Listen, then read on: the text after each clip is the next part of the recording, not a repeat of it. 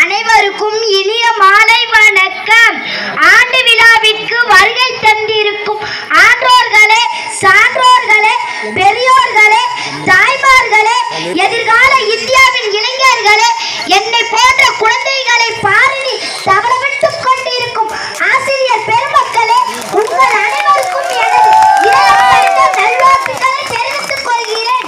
தோன்றி புகழோடு தோன்றுக அப்துல்லா, தோன்றலின் தோன்றாமை நன்று என்று வள்ளுவரின் வாக்கின்படி தோன்றி புகழோடு வாழ்ந்து மறைந்து நம்மிடையே வாழ்த்து கொண்டிருப்பவர் நம் யௌவனை நாயகன் டாக்டர் ஏபிஜே அப்துல் கலாம் அவர்கள்.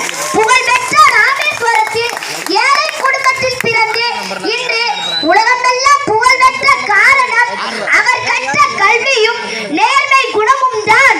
கனவு கண்டார், நம்மையும் கனவு காண சொன்னார்.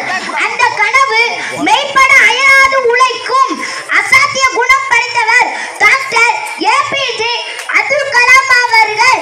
பிருத்வி, அக்னி, ஆகாஷ், திரிசூல், நாக் போன்ற ஏவுகணைகளை கண்டுபிடித்து உலக ஏணிப்படிகளில் இந்தியாவை ஏற்றிவிட்டவர் டாக்டர் ஏபிஜே அப்துல் கலாம் அவர்கள்.